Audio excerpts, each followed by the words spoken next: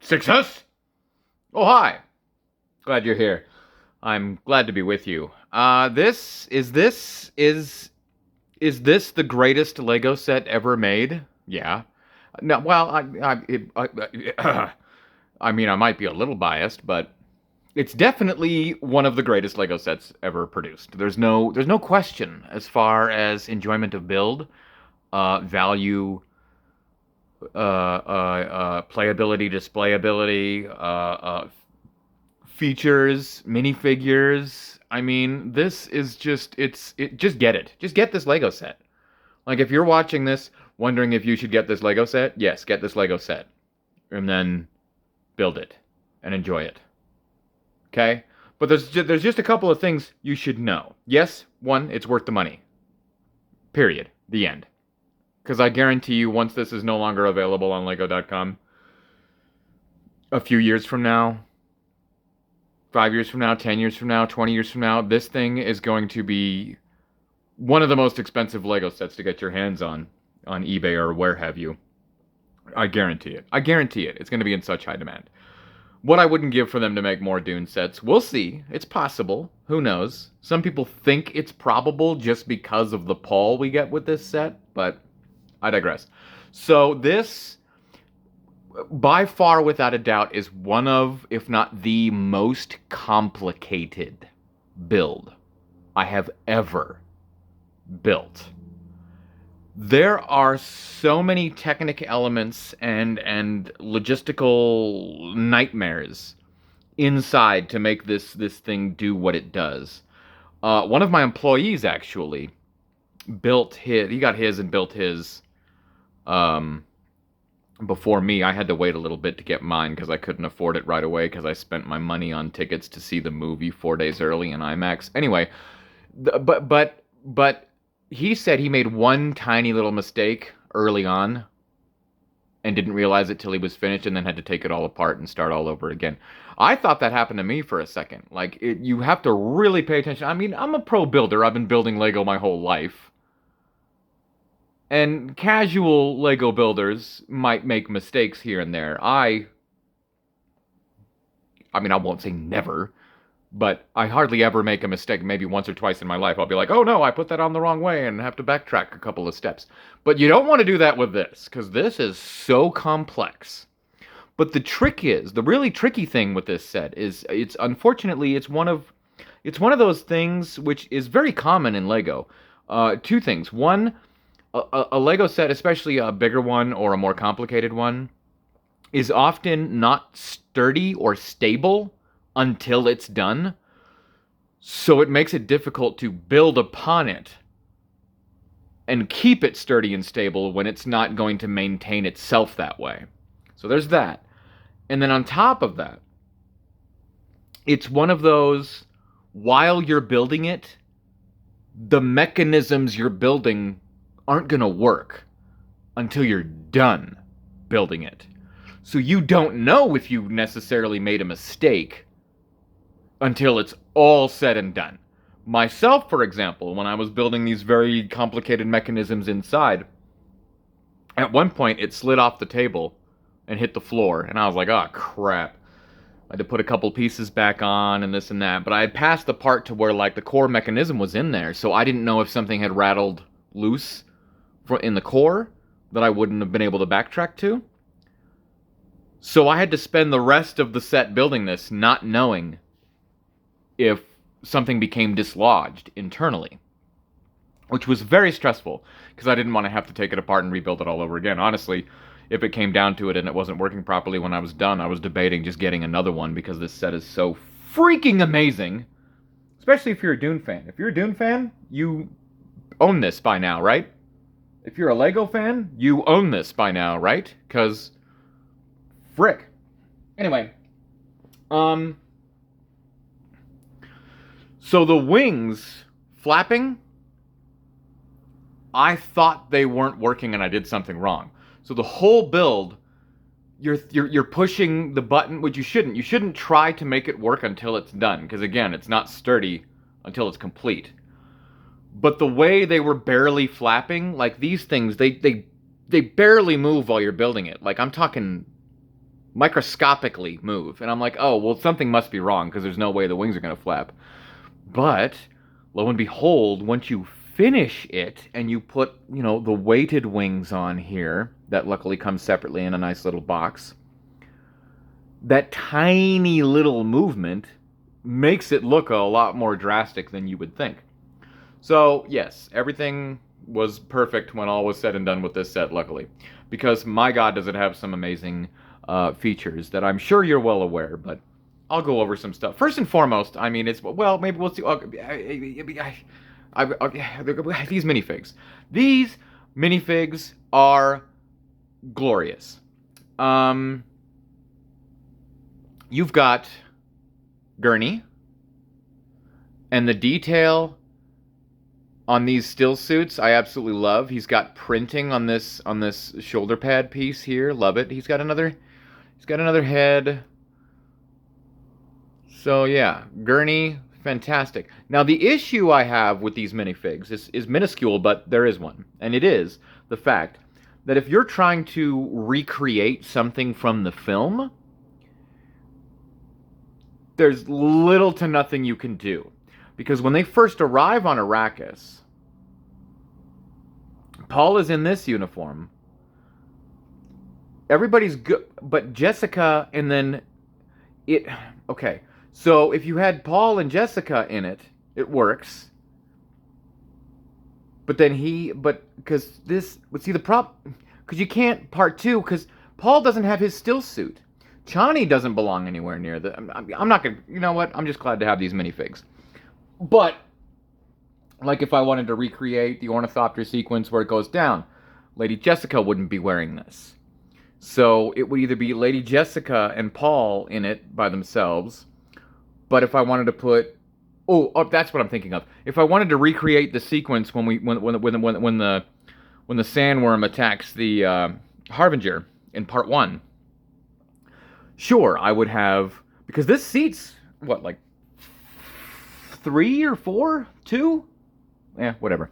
The point being, I can't have him in here with Paul because Paul should be wearing a still suit. So I can't recreate that scene. I can't have Paul and Jessica crashing because they're not wearing their... Well, they didn't have still suits at the time, but there was still... Okay, anyway. It doesn't matter. Who cares? Who cares? These are great minifigs. We got Chani, and she's got her Chris knife, which technically would be the one that she gives to Paul to fight Jamis, rest in peace. So, yeah, this would be, spoiler alert, what kills Jamis. And then she's got the other face with the mask there, so that's cool. Pardon my disgusting fingers and nails and cuticles and whatnot. And then Paul's got his with the ceremony when they take Arrakis, and then when he first arrives, and I guess this is supposed to be his Chris knife, but that wouldn't make any sense because he didn't have one yet. He was using the one that Chani gave him. Whatever. They'll get there. He's got 2 faces. No blue eyes, though. Wouldn't it be great to get a part 2 Paul with a still suit and blue eyes? Maybe we'll get another one of these. I'm sure this thing was so popular. They got to do another Dune set. But of course, but you do get Duke Leto Atreides. Again, the printing on these still suits, absolutely phenomenal, all the way down to the feet. He's got his little binoculars, The hand of God is wreaking havoc on our comm system.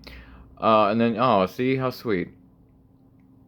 But we all know what happens to poor Leto. This is an immaculate minifigure. One of the best they've ever produced. I mean, the detail, the beautiful gold. Beautiful, beautiful. Rebecca Ferguson, yes please. The detail on her face with the headdress, or whatever you want to call it. Look at that. She's ready to go. I just wish we had more variety in outfits, that's all I was trying to say. And then, of course, the Mac Daddy over here. The one everyone's raving about with his cape piece. Baron Harkonnen. Glorious cape piece. The cape was a little different than I expected, the way it overlaps. So you got the 2 halves here.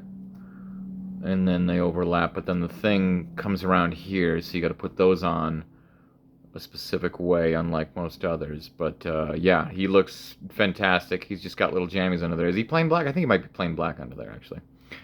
But he looks great. Love it. And then, you know, this stand, so he can be like, my desert, my Arrakis, my Dune. So yeah, that's cool. So the display ability, obviously, because he would never be anywhere near an Ornithopter. Neither was Chani, really, was she? Well, I guess she gets dropped off in one in part 2.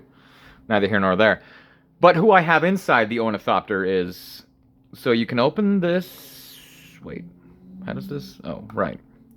You can open the sides up, which is awesome. And then you can remove the seat piece, which is convenient, that they say in the instructions to, you know, put your minifigs in without struggling.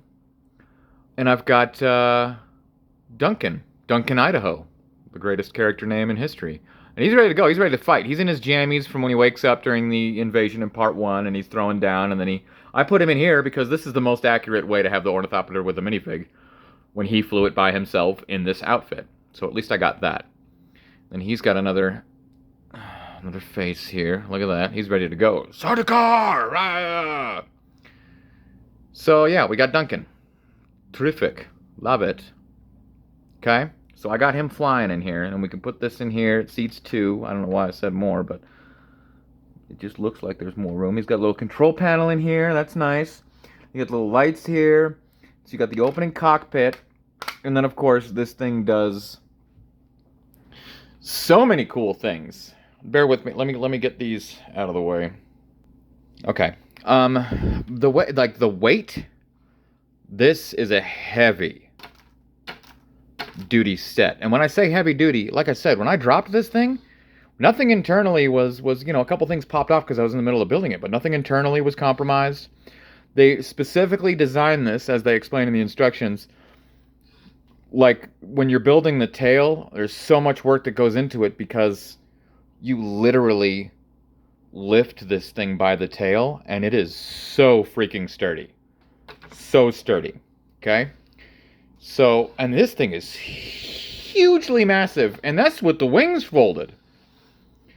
This thing is massive. So you need plenty of display room, especially if you want to sprawl out your wings. Because this is one thing. But then, you take this puppy here, whoopah!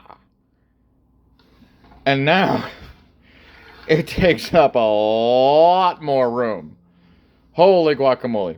But then you got this thing here, which is what I was talking about, where I'd be like, well, that's not going to do anything with the wings, but believe it or not, it works perfectly. It's subtle, it's simple, it's minimal movement from the source, but it really creates a lot of movement on the end. It's a little uneven because sometimes some pieces will move more than others, but overall, it works beautifully. It really does. You just got to really use your, you know, the muscles that you're used to exercising a lot. So, no biggie. Yeah, I love this. Absolutely fantastic. So you have that, and then you can just whoop, suck those puppies right back in. But then you've got, I forgot where the thing is that does that. Where's the thing for the... I don't even remember. I built this quite a few weeks ago. But you get the landing gears, too. How do I do that again? I forgot. I forgot. Hold on. There's a thing for the... Oh, there it is. That's right. There's a thing here. See that? You turn it. And you can get the landing gear. Maybe I should get this out of the way. Whoa! Okay, this here. Yeah. So you turn this. Boom. Locked into place. Landing gears up. And ramp up. And just like the real thing in the film, those work together. If your landing gear goes down, your ramp is opening up. If you open your ramp, you're also putting down your landing gear. I mean, why not? Why wouldn't you? So, great. And so you can display it with the landing gear and ramp down, or you can display it like that, flying across the way. You can do wings out or wings in. But overall, an amazing, printed, beautiful printed House Atreides signet. An amazing, amazing, amazing, amazing, amazing set that they could have charged twice as much for, and we still would have bought it because it's amazing. The minifigures, 11 out of 10. The build, 11 out of 10. Displayability, playability, everything across the board, 11 out of 10. This is no question, objectively, one of the greatest sets LEGO has ever produced to date. No question. A must-own for any LEGO fan, any Dune fan, what have you. If you're looking to get somebody a gift, I mean, it's a little expensive for a gift, but the point being, if somebody loves Dune, but they're not really that into LEGO, this will get them into LEGO. If somebody loves LEGO and they're not really into Dune, this will get them into Dune. This is where it's at. I love this set, and I kind of wish I could afford another one, but I do not regret purchasing this whatsoever. Never will. Will always be one of my prized, most valuable LEGO sets. Oh, and there was one other minifig, actually, because it comes with a total of 7 minifigs. Gurney, Chani, Paul, Duke Leto, Lady Jessica, Baron Harkonnen, and Dr. Liet Kynes. I just happen to have her displayed in another way. Because some of us don't use these for anything other than display. Frickin' perverts. Anyway, so I just thought that was funny. And she also comes with maker hooks. She's ready to go, but and she's got a little cape. Hi. Oh, and a great hairpiece, too. Anyway, Dune. Dune's pretty cool. Okie dokie.